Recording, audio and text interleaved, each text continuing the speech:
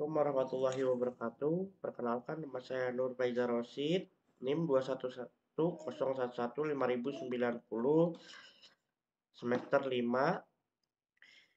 Video ini dibuat untuk memenuhi tugas akhir mata kuliah Integritas Teknologi dalam pembelajaran PKN yang diampu oleh Bapak Ruli Hardi, SPD, MPD. Yang pertama, tentang media pembelajaran PPKN untuk SMP, MTS, kelas 9. Bab 1, dinamika perwujudan Pancasila sebagai dasar negara. Tujuan pembelajaran yaitu 1. Mensyukuri perwujudan Pancasila sebagai dasar negara yang merupakan anugerah Tuhan Yang Maha Esa. Menunjukkan sikap akan tanah air sebagai perwujudan nilai-nilai Pancasila sebagai dasar negara.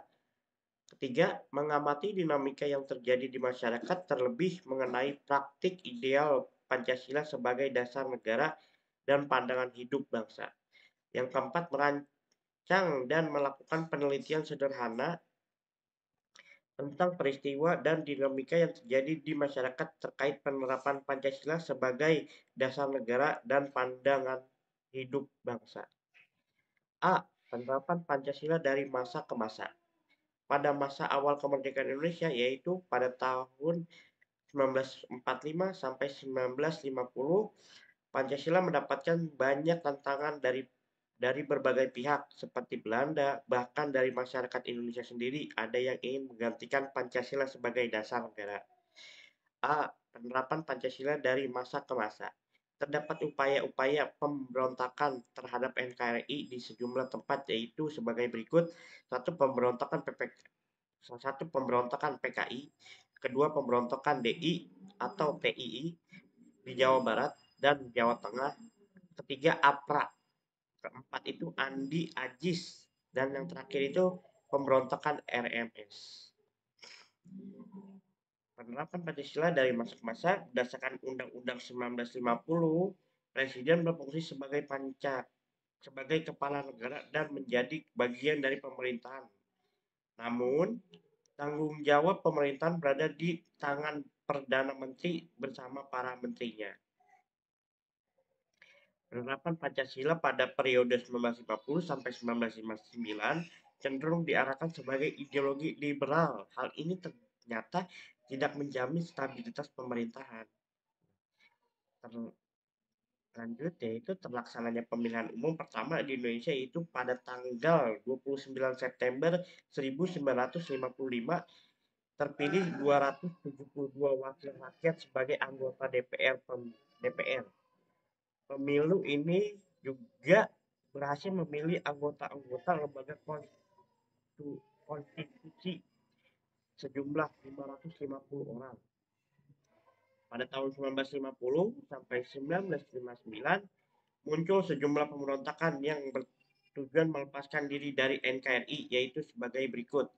Pemberontakan DI atau TI di Sulawesi Selatan, Kalimantan Selatan, dan Aceh. Pemberontakan PPRI, dan yang terakhir itu pemberontakan Permesta.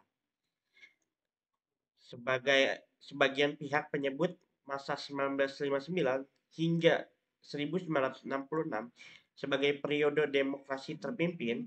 Pada masa ini, demokrasi dianggap sebagai berada pada kekuasaan rakyat sebagaimana diamanatkan nilai-nilai Pancasila, namun cenderung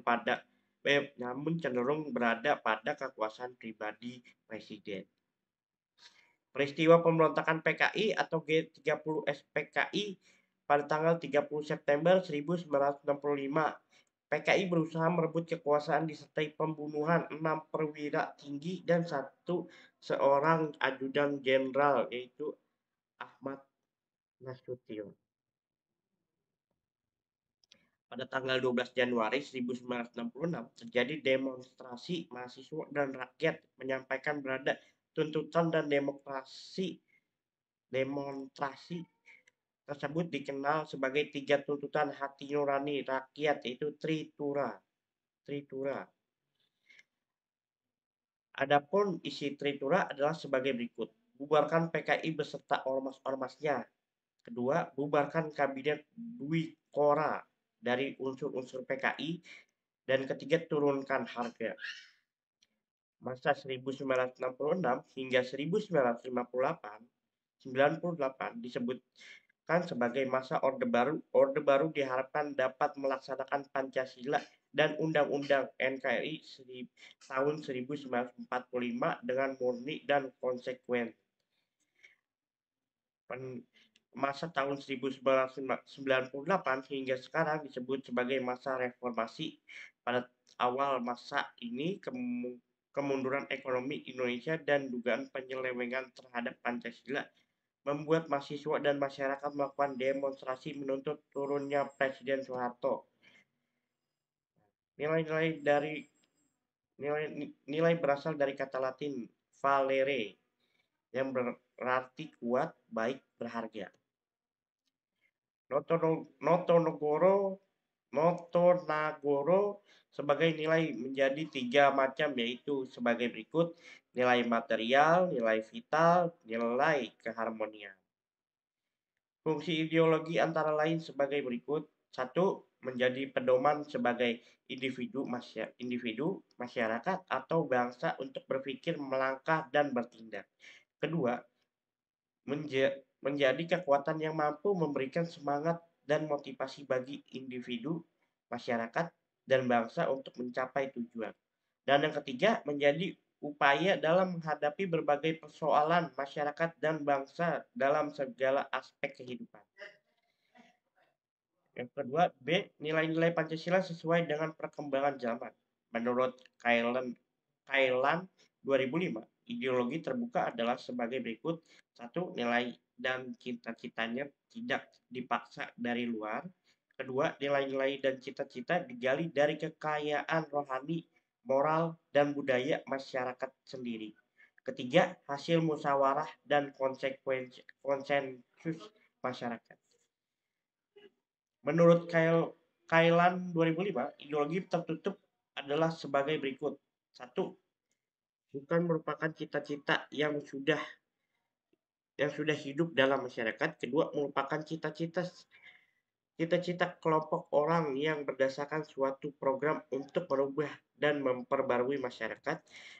Dan ketiga, dibenarkan atas nama ideologi, bahkan masyarakat diharuskan berkorban.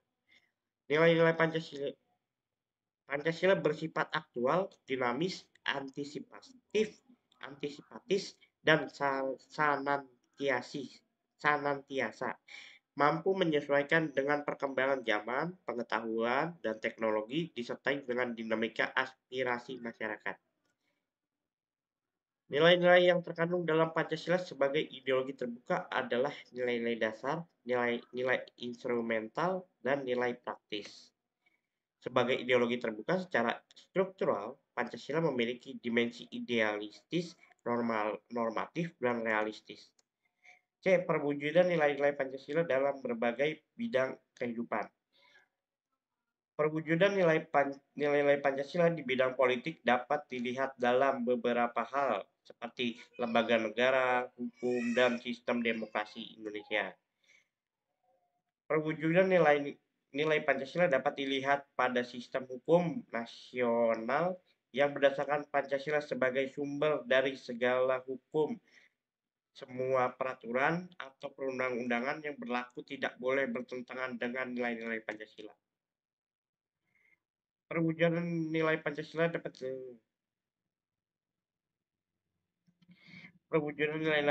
di bidang sosial dapat dilihat pada hal-hal berikut. 1. Menghargai keragaman budaya Indonesia. Kedua, pelestarian keragaman budaya Indonesia. Ketiga, pengembangan nilai sosial dan budaya masyarakat menuju modernisasi yang dijiwai Pancasila. Perwujudan nilai-nilai Pancasila di bidang pertahanan dan keamanan terlihat antara lain pada Undang-Undang NKRI tahun 1945 pasal 27 ayat 3 dan pasal 30 ayat 1. Undang-Undang NRI tahun 1945 pasal 21 ayat 3 menyatakan bahwa setiap warga negara berhak dan wajib ikut serta dalam upaya pembelaan negara. Undang-Undang NRI tahun 1945 pasal 30 ayat 1 menyatakan bahwa UUD NRI tahun 1945 Pasal 30 ayat 1 menyatakan bahwa tiap-tiap warga negara berhak dan wajib ikut serta dalam usaha pertahanan dan keamanan negara. Sekian presentasi dari saya. Bila ada salah, mohon dimaafkan. Eh, Kurang lebihnya, terima kasih. Sekian. Assalamualaikum warahmatullahi wabarakatuh.